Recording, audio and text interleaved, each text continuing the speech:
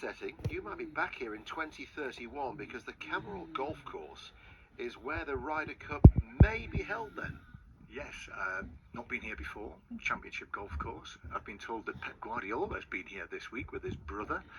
There's a charity event that they do, so they've been here earlier this week. I've seen him at the Ryder Cup, but looking at it from where we are now, we've got the clubhouse just behind us, which is a sort of actually I would almost say it's like a 70s style building.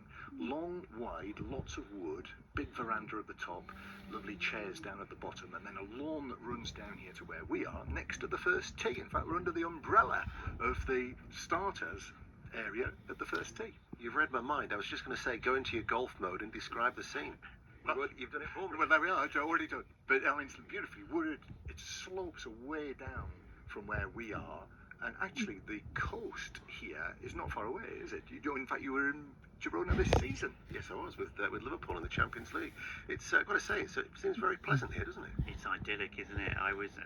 The hotel's pretty nice as well. I was in the pool earlier, and suddenly Jordan Henderson, Jude Bellingham, and Trent popped up to have a little swim. So I didn't annoy them. I just kept doing my lengths and kept my head down. But yeah, I imagine the players are really enjoying this after a long season. It does feel like I know, obviously they've got the games coming up, but it being Andorra, it does give them the chance to do the R&R bonding thing as well. We'll talk later, won't we, about heat tests and things like that. They are doing some hard work, but I think a lot of it is about establishing the culture of Thomas Tuchel, isn't it? I think they've had a day off today, haven't they, the players? But John, give us a quick breakdown of what they've been doing since they arrived here. Well, that's just it, as Rob says. This is a real opportunity, isn't it? For he only started in the job on the 1st of January. They had the matches in March, so I think he seized on this opportunity when it's the qualifier against Andorra on Saturday to get them here, and there is a point to it, because the idea is that it will, in a way, give them an idea of what the kind of conditions would be if and when England qualify for the World Cup in the various places they'll play in the United States. So one of the first things they did, as we know, they all came together on Sunday. There was a bonding trip to the Spanish Grand Prix, but then it was into it on the Monday morning, and this heat tent testing that we've heard about, which again is to sort of gauge where the players are and how they would respond to the conditions that they would find in very, very humid and hot conditions in America.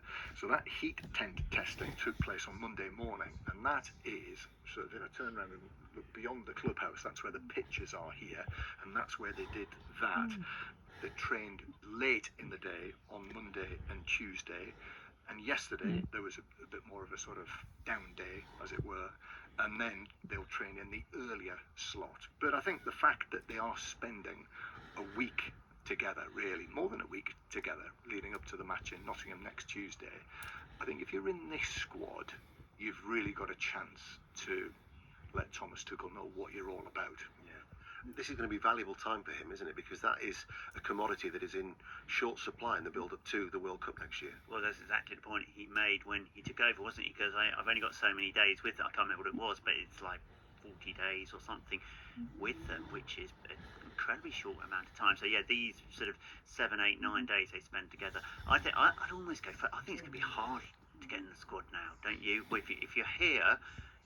No one's nailed down their price. There will be a bolter next season, someone who we're not thinking of, who will be playing so well that it just would be stupid to leave them out. But I think for fringe players who've been left behind now, and I think he'd have wanted them here if he was really thinking about them seriously. So unless you massively improve your form, I think we're beginning to see what Thomas Tuchel's squad looks like. But he did say the squad announcement that the idea would be that there is this week, but he said, and then in the autumn, September, October, November, while the qualifying campaign comes to an end, he said that'll be much more intense, which I think is interesting, because that's at a very intense period of the football season. When isn't it intense?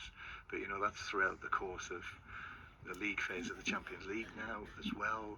He clearly is going to be very demanding of them in those matches. The other important aspect of this trip to Spain is taking advantage of the warm weather to ready themselves, because that's going to be such a factor, isn't it, in America? Yeah, well, we all remember, those of us who are old enough remember 1994 and watching it. Was it Steve Staunton, the Irishman? It just looked like he was going to explode. Some of the Irish lads playing that was Miami in the afternoon, wasn't it? And you get a game like that, a fixture list thrown up like that, where you're playing in the afternoon.